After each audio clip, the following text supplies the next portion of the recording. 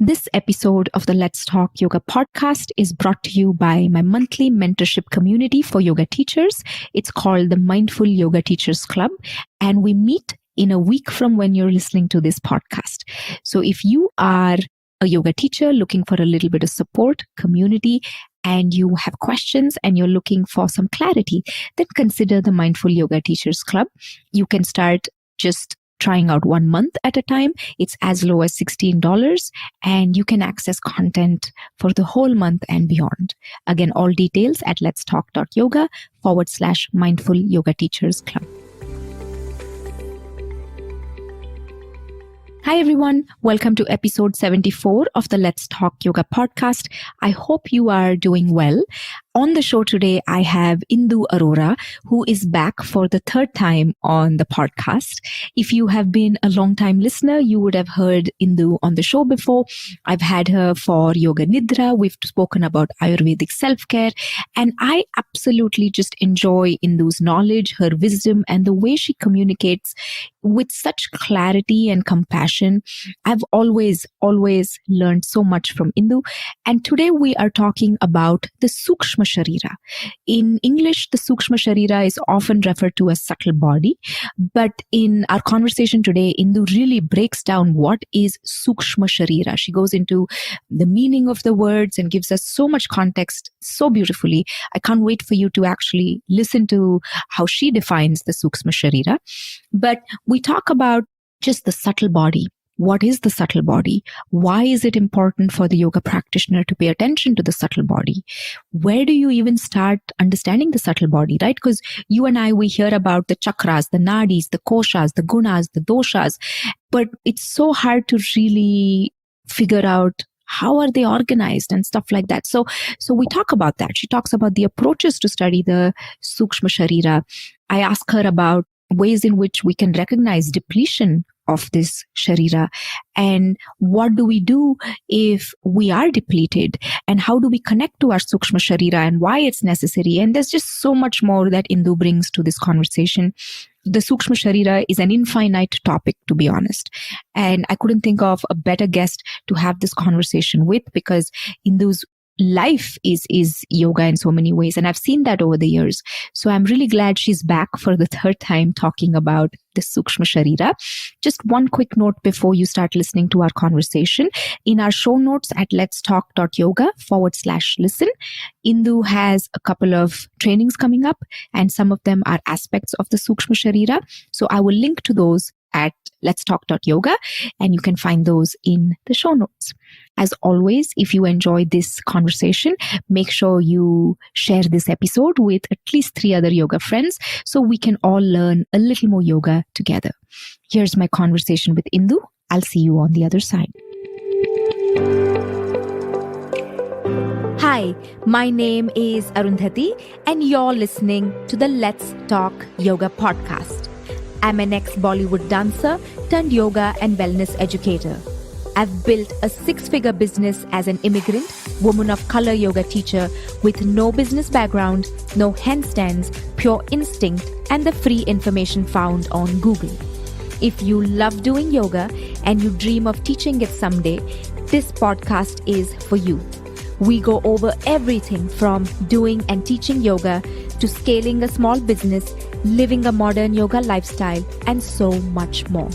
You'll find interesting, fun, raw conversations along with some tips, tricks, strategies, and insights in this podcast. So grab your cup of chai and let's jump in. Hi, Indu. Welcome back to the Let's Talk Yoga podcast. It is a pleasure. Thank you for having me, Arundhati. We were just chatting a moment ago before we started recording, and I was talking about it feels like it's been so long and this conversation has been overdue. In my head, Indu, I have like a list of guests who have to always come back on the podcast. And for me, your name is on that. I just can't believe it's taken me this long to get you back. Well, there's the concept of right timing. I know, right? So I'm very happy that you are here. And to give the listeners a little bit of context, Indu and I are going to be chatting about the Sukshma Sharira. Okay. And sometimes in English referred to as subtle body or energetic body or even pranic body. So to kick things off, Indu, what is the Sukshma Sharira in yoga? Yes, this is a very important context, Arundhati, that you talked about, not just Sukshma Sharira, that you added in yoga. Because the understanding of Sukshma Sharira changes depending upon the context. So let's begin with the word, because the word can tell us so many things. Here there are two words involved. It's comparatively easier if I simply, give you a translation. But what happens with translation is so many things get lost, because whatever word we are going to use to simply translate, we already have a different association or many different associations with it. This term, Sukshma Sharira, has two parts. One is Sukshma, second is Sharira. So first of all, let's begin with Sharira. The word Sharira means that which is bound to go through changes. Yes, so the word Sharira comes from this definition, Shiryate anena iti shariram, which means that which is bound to go through wear and tear, that which is bound to go through change is Sharira, which is simply translated as body. But it kind of gives us a focal point, something that's constantly shifting, something that's constantly changing, whether it is physical or in this case, we are talking about Sukshma. The word Sukshma has this suffix kshma, K-S-H-M-A. And that means something that is atomic, something that is fine, something that is subtle, something that is underlying, something that is gentle. So when we add su, which is pleasant, then when we bring these two things together, it means something that is minute, thin, fine, narrow, gentle, atomic, and to the point where when we connect it to the body, we are talking about something beyond the physical body, and in this aspect, something which is invisible to the naked eye, something which is not audible to the physical ears, something that is not perceptible through the physical touch, something which is beyond the physical grasp of these sensory experiences is subtle body. When we talk about it through the lens of yoga, through the yogic text, now it depends if you're looking at yoga through Heart Yoga Pradipika, the Tantric perspective, you look at yoga through the Ayurvedic perspective, the understanding of Sukshma changes. If you're simply talking about a broad concept of Sukshma Sharira in yoga, and we are not picking up any specific concept, then the idea would be that which animates everything else in the physical body is subtle body. That which is the underlying current of the physical body is the subtle body. I think it's very interesting. You use the term pranic body or energetic body. And I think this is such, I find it interesting, and I hope the listeners will find it interesting too, that the word for human being in Sanskrit is prani, P-R-A-N-I, isn't it? So the word for human being in Sanskrit is prani. It is not something which has, so what is used to refer a human being is the term prani. And what does prani means? A being of prana. So what makes us unique, distinct, and really connected with our subtle currents or undercurrents or energy is that our recognition is with the energetic body. We are pranic beings. We are energetic beings. So when we talk about subtle body, we talk about everything that makes us human, but also something that connects us to divinity. That bridge which connects the deepest aspect of the self to the coarsest, corporeal, physical, tangible aspect of the self, that is the physical body. That bridge is Sukshma Sharira. You just packed so much into that explanation of what is Sukshma Sharira. I want to just pick on one thing you said, and you spoke about how it is beyond the grasp of the sensory experience. I'm hoping we can get into that a little later. I just feel like it is such an important part of this conversation and how our senses are interacting with the Sukshma Sharira. Absolutely.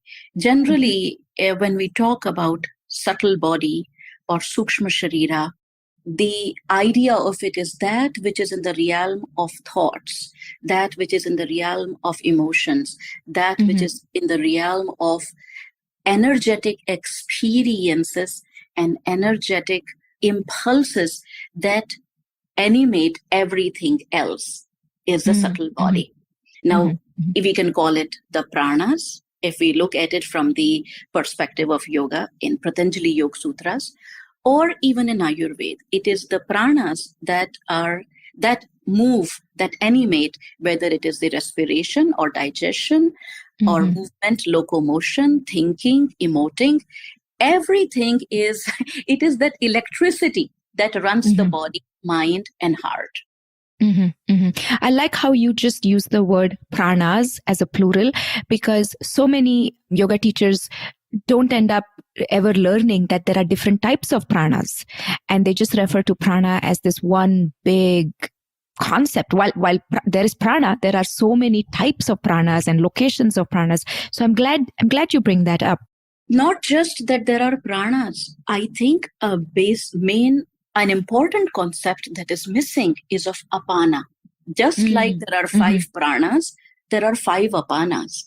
And until and unless we allow these apanas to move out of the body, the prana doesn't take a seat in the body and does not support the healthy functioning of respiratory system, digestive system, cardiovascular, the skeleton, excretory, reproductive.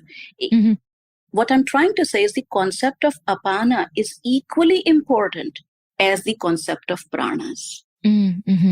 It reminds me of how in respiration, right? Taking in oxygen is important, but so is expelling carbon dioxide. I mean, to really simplify it, that's kind of what comes to mind. It is a rhythm. The heart beats in rhythm. The valves connecting the stomach to the intestines, they move, they open in rhythm. There is muscular rhythm. There is rhythm of the breath. There is rhythm of the opening, the expansion and contraction of the lungs. There is rhythm in the movement of the diaphragm. There is metabolic rhythm. There is sleeping and waking cycles rhythm. All these rhythms are nothing but reciprocation. And reciprocation is incomplete without prana and apana. Both polarities have to be present for something to be throbbing, pulsing, alive. The moment one polarity becomes stagnant, there is no life force. The prani is suddenly not called prani anymore. It becomes shava. It becomes corpse. So, Indu, why is it so important or significant for a modern day yoga seeker, practitioner, teachers to really understand what the Sukshma Sharira is about? And rather, what I'm trying to ask you is, it's not discussed often because nowadays we deal with the physical body so much in yoga. And I feel like somewhere the real gem of the practice in some way is in the Sukshma Sharira. And why is it significant for us modern yoga seekers to really pay attention to this? It's a very important question, Arundhati. Let's talk about physical aspect in yoga. The physical aspect of yoga is the most physical aspect, common understanding. The starting point in many cases is asana. The definition of asana itself in Patanjali Yoga Sutras is thiram, sukham, asanam. Now, many listeners might already have read it or heard this definition before, but I want you to all take a moment of pause and reflect upon it, that the definition is sthiram, that which is still, not that which is rigid, that which is still, not that which is constantly moving, that which is still. That is one point. Second is sukham, which is often translated as comfortable, effortless, And nothing wrong with that translation. But at times we miss the point. The word Sukham has this suffix kha, kha, the second part of the word. And that kha means space, region, place. And the first part, su, means pleasant space, comfortable space. Here it is not talking about physical body. In simple words, if I say the meaning or the where the definition is pointing us is when the mind takes a seat in the body, it is asana. So what are we talking about? The mind. It is not about the physical position that if it is still and stable, it is equal to asana. No, when the mind is at ease, that sukham, when the mind is in a comfortable, relaxed state, then the body will automatically become still.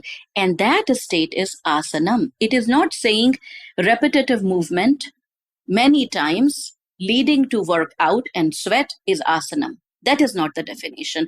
So what am I trying to say? That even in the definition of something which is a physical aspect of yoga, there is the concept of subtle body. There is that concept of bringing in the component of mind, bringing in the component of the state of mind, making us aware that even the physical aspect of yoga is internal. And as we go further, in my limited understanding, all yoga is internal yoga. No matter from which periphery we begin, it is the core of it which is yoga. And the core of yoga is incomplete without mental practices, internal practices. The moment we say mental practices, internal practices, we are talking about subtle body, Sukshma Sharira, and connection to that pranic rhythm. Now, there is one term that you used, Arundhati, modern yoga seekers. I feel that really yoga seekers, true yoga seekers, sincere yoga seekers are timeless. It is not modern, it is not future, it is not past. That state of yoga, that definition of yoga is beyond this divisions of time, beyond the divisions of culture, beyond the divisions of race. There is this one state which is called yoga. And that state, to reach that state, to connect to that state, to be established in that state, even to understand that state, it is the mind that has to be listening carefully. It is the mind that has to be seeing in a vigilant way through the eyes. It is the body that needs to sense not just what is going on externally as cold, hot, heavy, light, but it has to be connected to something that is deeper, subtler, refined, underlying. That makes yoga yoga. So all is internal, all yoga is subtle. That is the beginning point of yoga. Even in asana, that is why it is important. If anyone wants to really come closer to the concept of yoga, the journey begins with subtlety, even in asana. The sooner we understand it, the more closer we will be at this step, and not turn yoga into just hatha yoga. Hatha yoga is yoga of adamancy. There are two meanings of the word hatha. One is adamant and the other is balance, ha and tha. So we have to slowly move from adamancy to balance and not become so hyper focused about achieving that state that, okay, only if I do difficult asanas that I'm doing advanced yoga. There is no asana name that is there in Yoga Sutras. Only Sukh Asana is mentioned. Only Sukhasana is mentioned.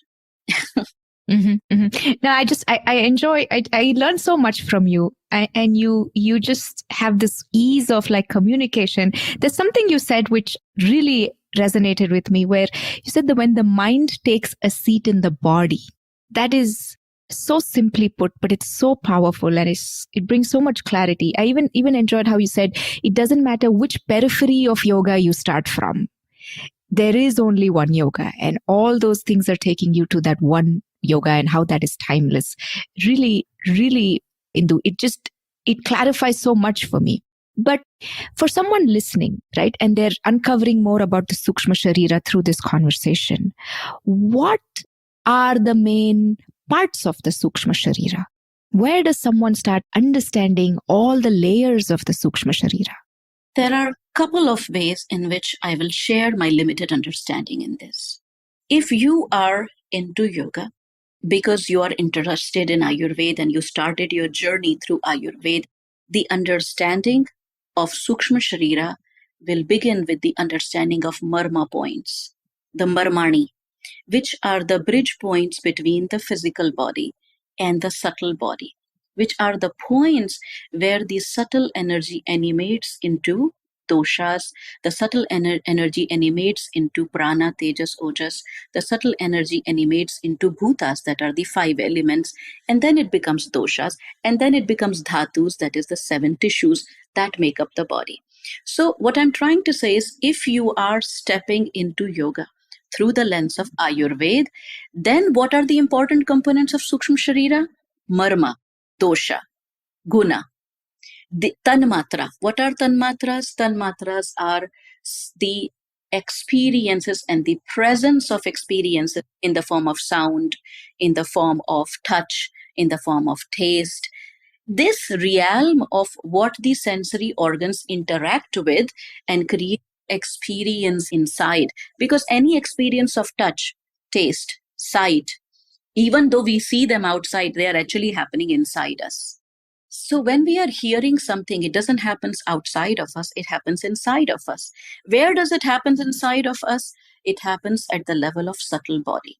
So if you are approaching yoga through the lens of Ayurveda, the components of subtle body would be pranas, doshas, gunas, marma points, and the subtle experiences, the subtle elements of sound, sight, touch. But if you're approaching yoga through the lens of Tantra, then the same language will change. The language now will be nadis, chakra, kundalini. Now, if you're approaching yoga through Patanjali Yoga Sutras, Hatha Yoga Pradipika, then the language may become koshas, the language may become the pranas, the language may become the mind and its internal components, manas, chitta, ahamkar. This is all subtle body. So really, I cannot give one answer because there is no one answer. That one answer can lead to confusion. What, depending upon your approach, you have to see the subtle body through that lens. And then your approach will not become, now I'm going to use a Hindi word here, listeners. So the approach does not become khichdi. And those who don't know what is khichdi in this context, khichdi is a dish which is easy to digest, made up of rice and lentil, which are cooked to the point where you cannot separate the rice from the lentil, which means a mishmash state. Now, this khichdi, physical khichdi, is good for your stomach. Mental khichdi is not so good. Oh, absolutely. So let's not make a khichdi of concepts. There is no one answer of what is the component of Sukshma Sharira. Depending upon your approach, depending upon what inspires you to do yoga, the understanding of Sukshma Sharira will change.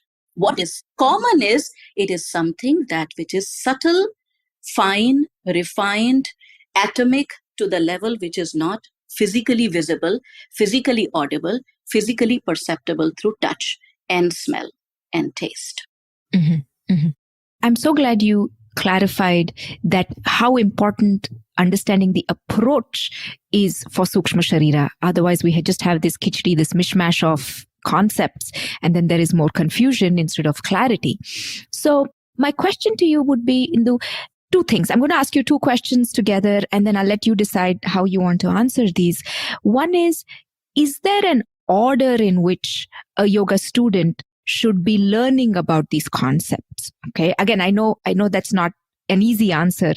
And do you only learn about it when it's depleted, or how does even one catch, say, the Sukshma Sharira being depleted or distorted? I'm thinking about it. Mm-hmm. Where should one begin the journey? The point is not that where to begin. Whatever inspires you, whatever is your current physical, mental, emotional, even karmic capacity, you will automatically be drawn towards that particular stream, that particular definition, that particular method. It doesn't matter where you start from. What matters is Keep moving on. There is more. What happens is when we start our journey, we start forming definitions in mind. Now, definitions are important because they serve as a container. But what happens is the definitions become limitations. And when they become limitations, our scope becomes narrow and we start thinking, this is it, there is nothing more.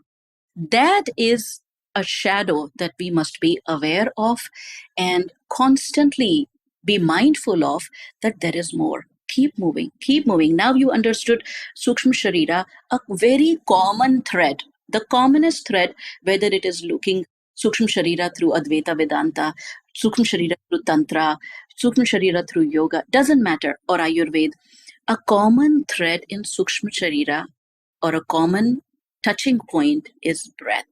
The innermost content of the breath that makes a human being prani, being of prana, not being of breath, is that the innermost content of the breath is prana, that life force. And the more we become curious about our breath and start observing it, it will automatically act as a fuel and we will become more sensitive to something which is beyond physical, something beyond a tactile, auditory, visual, gustatory, olfactory experience. We'll become more attuned to it, become more sensitive to it, and it will automatically pull us to the core. So it doesn't matter where you begin. What matters is keep moving on and saying mentally, from the Vedic perspective, keep saying, neti, neti, not this, not this, not this. There is more, there is more, there is more. Don't settle for anything less than yoga and yoga. Yes. I want to go back to something you just said, and you were talking about keep moving on. Don't let the definitions become limitations, because definitions can narrow the scope of what you're trying to do. So in that regard, right, there is this, people interpret these practices and a lot of this knowledge based on what little they know or they've read. And sometimes those interpretations can actually lead to more confusion or sometimes harm. And because it is subtle body energies and things like that, right? So do you have any advice for how do we approach the study of the Sukshma Sharira? I mean, I know you have been blessed to have wonderful teachers who have taught you yoga in such a wonderful way. But for someone who is trying to navigate this on their own, do you have any advice? I can share something that has been helpful for me, and with the hope that it's helpful for the listeners and practitioners. Why are we practicing yoga? This question is so important because it really brings us closer and closer to a sattvic goal. That goal which is not focused on accumulating experiences. That goal which is not focused upon accumulating the number of techniques that I know, accumulating the number of definitions that I know. What happens is, it doesn't matter. We all interpret, Arundhati, based on where we are. We all interpret things based on what we are ready to understand, digest, experiment with, and are ready to realize and allow our lives to be transformed from that perspective. What is important is, specifically when we are talking about yoga as all internal practices, mental practices, is when we go into towards that path and start having mental experiences and internal experiences, those experiences start defining us. And at times we want to do the study of chakras, and we want to do the practice of pranayam, or we want to do mantra japa, which are, by the way, all ways to tap into Sukshma Sharira. We do that because we want to gain some experiences, because we have heard about them, we have read about them, and they feel that only if I have those experiences of lightness, coldness, seeing some lights, or feeling the sway or the pulsing or throbbing in the body, that only when I have those experiences, I'm doing something authentic. And what happens is, I remember one of my teachers used to say that the experiences in the realm of the subtle body are the biggest trap and the biggest limitation in the path of yoga. Oh, interesting. Mm-hmm. because those experiences become comparison. Those experiences become a seeking. Those experiences become an expectation. None of it is important. It is not that there is a certain experience of meditation. It is not that there is a certain there is that at that point there is no particular experience of sound, taste, touch, because the state of meditation is beyond that state of limited sensory periphery or parameter or realms. So what is my suggestion to everyone or to those who are listening? That there is a certain responsibility that depends on us as students, as seekers, to do some due diligence. Who are we studying with? What am I reading? What is my source of watching something, learning something, whether it's online, in person, it is a book, it is a person? Do some due diligence. There is a lot which is available at present. And when we learn something, it becomes a part of our system. It becomes a part of our mind. And not just that, it becomes a part of our ego. So it somehow limits us to learn something more, because let's say I spent 10 years, 15 years learning something. Now it is not just a learning, it becomes a part of my identity. And let's say 10 years, 15 years later, I meet some teacher and the teacher tells me, well, this is how this practice is done, or approach it in this way. Suddenly, it becomes a blow to the ego. So I have learned everything wrong up till now, and it becomes difficult to unlearn. So this, I feel, is an important thing to keep in mind, that the food that is knowledge is even more subtle, or the subtlest of the foods that we can give to our mind and give to our body. Just we are careful that, oh, I'm going to eat this, I'm not going to eat this is not organic, this is GMO. Pay attention. Yeah. No, really, we have to pay No, no, so true. So true. We have to pay attention to the knowledge. Is this knowledge modified knowledge? Is this knowledge coming from the real experience? Is it organic? Is it just regurgitated knowledge? Where is it coming from? Do you want to take in, do we really want to take in that food? Because physical cleansing is so much more easier. Mental cleansing, that which becomes a part of our thought process, our mind, our thinking, is so difficult to let go of. Absolutely. I actually call it, like, we're so good at who and what we let into our physical yoga space, right? On our yoga mat, we have teachers, we go to practices, and some people have studios they go to. Whereas in this digital online learning yoga world, right, there are no blinders. We let so much into our mental yoga parts, and that often leads to so much confusion. And I always ask myself that if I'm learning something, is it giving me clarity or is it giving me more confusion? And based on what I end up at, then I examine that more. Maybe it's giving me confusion because I'm not ready for that type of learning yet, or I'm just not learning it in the right way. And so I think what I'm trying to say, Indu, is there is this idea of speed learning yoga nowadays, right? Like, learn everything quickly, and you've barely learned how to breathe properly in asana, and then we've gone into pranayama, and then we've gone into koshas, and we're just, because the information is available, we have to sometimes put on blinders and filters and be like, okay, this little later, let me first, I always say, learn a little, learn it well, practice that wholeheartedly, and then move on. And just that way, at least, hopefully it's not overwhelming. And I feel like the subtle body, that's why there's so much confusion in what is even the subtle body. And I think you laid out those approaches so beautifully. There's no question. I'm just telling you that everybody's trying to learn speed yoga in this really express way, which of course you already know.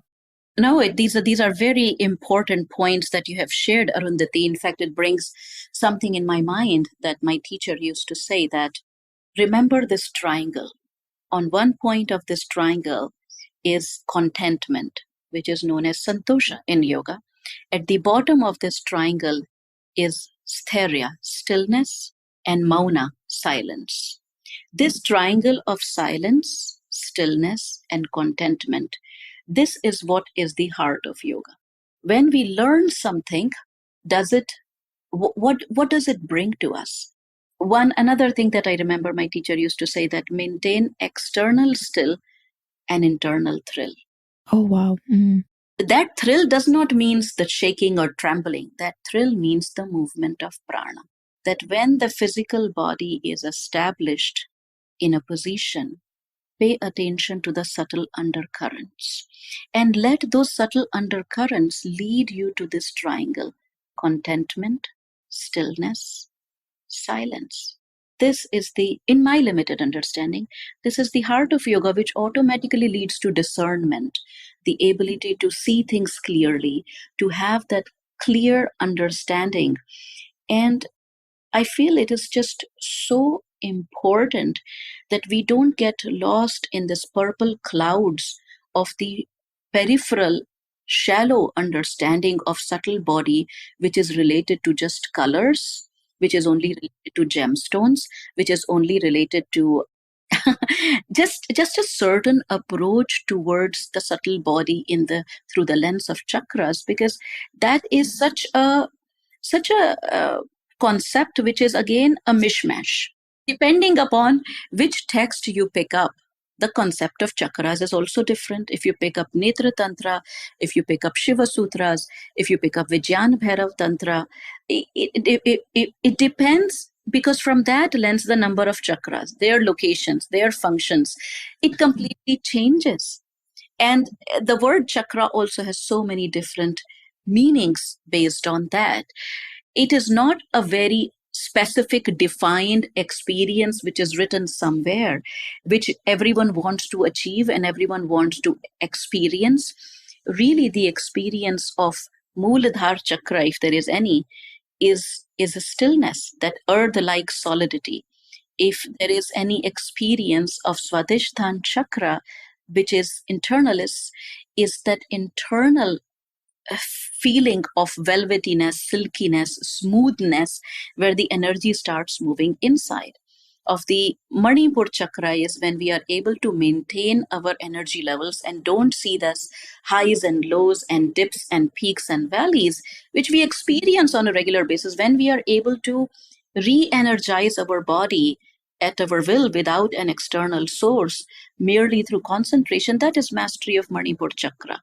So, I mean, I can go on, but what I'm trying to say is these are not external signs and markers that when you see this color and when you see this shape and when you wear this gemstone and when you wear this color, that is related to chakras. And when you have this affirmation, it's related to chakras.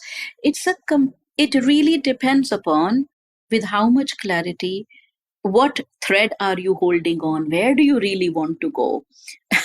Because that's going to define everything else. Absolutely.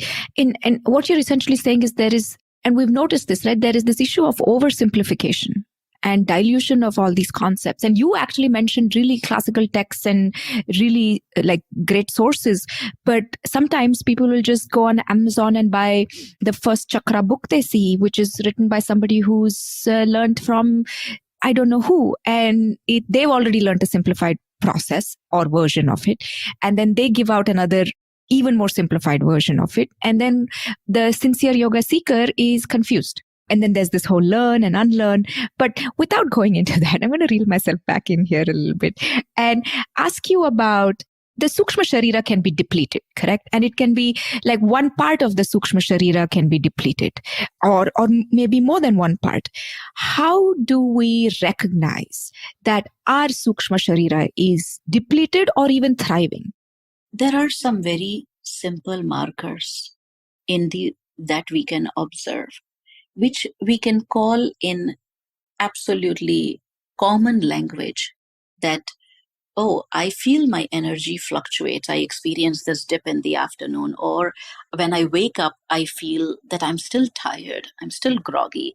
I don't feel energized even after sleeping 8 hours or 10 hours. I don't feel satisfied even after having a healthy meal.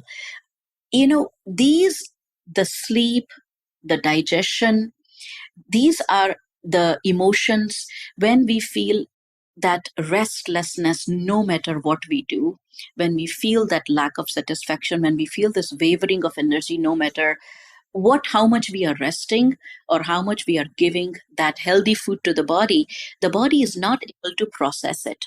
because the energy that really animates the physical body comes from inside. Animating current is what gives the life to the external machinery, that is the digestive system, that is the hormonal system, that is the respiratory system. So if our sleep does not brings contentment, if our energy levels are fluctuating, if our sleep wake cycles are disturbed, if emotionally we cannot find rest, we are continuously tossing turning mentally, physically, emotionally, those are signs of prana depletion. Those are signs of ojas depletion.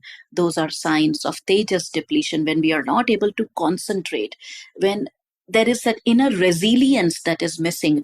We find it difficult to bounce back emotionally. We find it difficult to bounce back from something that has happened yesterday or 2 days back, and that was physically exhausting and tiring. And whatever we are eating and whatever we are and sleeping, it's not converting into rest. It's not converting into energy. Those are signs and markers of subtle body depletion. And yes, it happens. But there is something that I would like to share, which my teacher used to say, and I found it very helpful, and maybe the listeners will find it too. My teacher used to say that do not allow your physical conditions to become your mental conditions. Do not allow your mental conditions to become your physical conditions. I'm going to give an example. Each person has a different resilience, a different capacity physically, mentally, emotionally.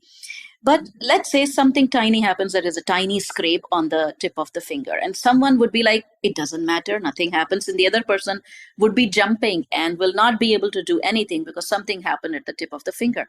So there is some kind of energy that comes from within. Or sometimes when people are dealing with chronic conditions, chronic health conditions, you can see a variety of responses. Someone who is constantly energetic, positive outlook, does not matter what's going on to the body, taking it as a part and parcel of change, and someone else completely getting depleted and affected by that.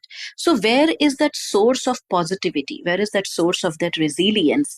Where does it comes from? It comes from inside. It comes from the outlook. It comes from, of course, from karmic impressions from the past, but it also comes from an internal outlook of the mind, of the energetic body. So we have to be mindful of these signs. And when we are mindful of these signs, we can bring our subtle body back to balance by simply doing one thing. Simple, just one thing. I'm not going to talk about any specific technique here. Visualize your breath like a stream of oil pouring from one container to another. And that one container is your left nostril, and the other container is your right nostril. Simply visualize it as a stream of oil. When the breath becomes unctuous, smooth, quiet, and even, which means without choppiness, that breath is already transformed into prana. So when we can connect to our breath in the form of a unctuous, smooth, quiet, unbroken stream, we are drinking pranic nectar, which feeds the pranic body and which repletes it. Mm-hmm. Mm-hmm. You know, I was actually going to ask you, my next question was, how do we connect, or are there ways to connect to the Sukshma Sharira? But I think you already answered that. So Indu, as we wrap this conversation up, do you have, I mean, I know we didn't get into the layers of the Sukshma Sharira, like there are so many things you mentioned, the koshas, the pranas, the mind, and other aspects of it.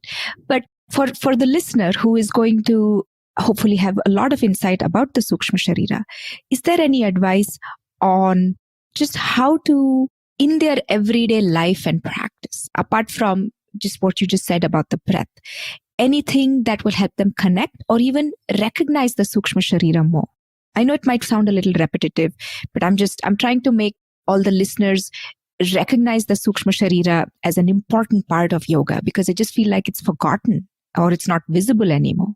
There are several tools in yoga to connect with Sukshma Sharira, whether it is pranayam, mantra, mudra, yoga nidra, shavasana, even asanas. There are so many different ways in which you can connect with Sukshma Sharira. On everyday basis, I think the simplest of the ways in which we can connect to Sukshma Sharira is our breath and is our state of mind. Because Sukshma Sharira is that which is made up of gunas. And these three gunas, sattva, which means clear, balanced, gathered, calm state of mind, discerning state of mind. Then there is rajas, which could be expressing itself as continuous racing thoughts and overwhelm and fear and anxiety and this constant drive to do something and multitasking that comes from the mind. And then there is this tamas, which can be present in the form of absent-mindedness, heaviness, lethargy, procrastination, negative outlook. Observation of the state of mind. Observe, our mind continuously changes. It is dynamic in nature. Remember, right in the very beginning, we talked about the definition of Sukshma Sharira. And the word Sharira means that which is constantly bound to change. So there is a change that is happening constantly. Observe, what is the state of your mind right now as you're listening? And what would you call it? Is it sattvic? Is it rajas? It is tamas. The moment it is rajas or tamas, the breath will become choppy, the breath will become shallow, the breath will become fast, and the breath will exhibit a sound of friction. Simplest is bring your breath to a state of calmness. How to bring that? Focus on your navel. Visualize. You can visualize. Those of you who find it comforting and supporting to visualize, you can visualize the lotus of the navel blooming with inhalation and budding with exhalation. And that visual will automatically engage the thoracic and pelvic floor diaphragm, and the breath will become deeper. So it will become quieter, smoother, gentler, which is the definition of pranayam. So the breath will become closer to prana, and that prana will lead to pranayam. Automatically, it will lead to repletion in the subtle body, which will show up in the physical body. So I will again say, pay attention to the state of your mind and constantly navigate it back to sattva. Second, pay attention to the state of your body. Constantly we have experiences which are called 10 pair of opposites. We may feel warm or cold, still or restless, heavy or light, constricted or expanded, rough or smooth. Whenever there is an unpleasant experience, change your asana practice so that that opposite guna comes to balance. That which is uncomfortable comes to balance. So physically we have done something to balance the prana. By observing the mental states, we have done something to balance, to bring emotional equilibrium. And by observing the breath and transforming it into stream of oil, we have made the breath closer to prana and therefore pranayam. So breath, mind, body, pay attention to these. Mm-hmm, mm-hmm. The pause, because there's just so much that you pack into your responses, the knowledge you have, the wisdom that you have, and the way you communicate it. I always learn so much from you and all the work you put out. And I hope that the listeners will take the time to really connect with all that you're saying and use their even again limited understanding of Sukshma Sharira to hopefully have a little more clarity, a little more contentment, and a little more calm in their yoga journeys and life in general. Indu, thank you so much. I can sit here and listen to you speak all day, and I'm trying to make notes as fast as I can as you speak. But thank you so much for coming back on the podcast. I think it's your third time. I'm actually lost count at this point, but thank you so much. Can you tell the listeners where they can connect with you? I will put a link to all your books and everything else, but where can they connect with you directly? Absolutely. First of all, thank you so much for having me, Arundhati. And thank you for that patient listening ear, my dear listeners. Even though I don't see you, I feel your presence and I appreciate the time that you have given to listen to this. So the best way for us to connect would be my website, which is yogsadhana.com, or just like my name, induarora.com. It leads to the same place. And like my teacher used to say, I have that wish for each one of you who is listening. Yogo va safale bhuyat. May your yoga bear the fruits of your sadhana. Thank you, Indu. Thank you for listening. You can find all the show notes at letstalk.yoga. And if you enjoyed today's conversation, please remember to leave this podcast a review and a rating. It really helps us on the back end. And if you leave a review, I would love for you to leave your names so I can connect, or at least I can feel more connected to you when I read those reviews. As always, enjoy your practice. I will see you on the other side next week with a brand new episode. Until then, take care. Bye-bye.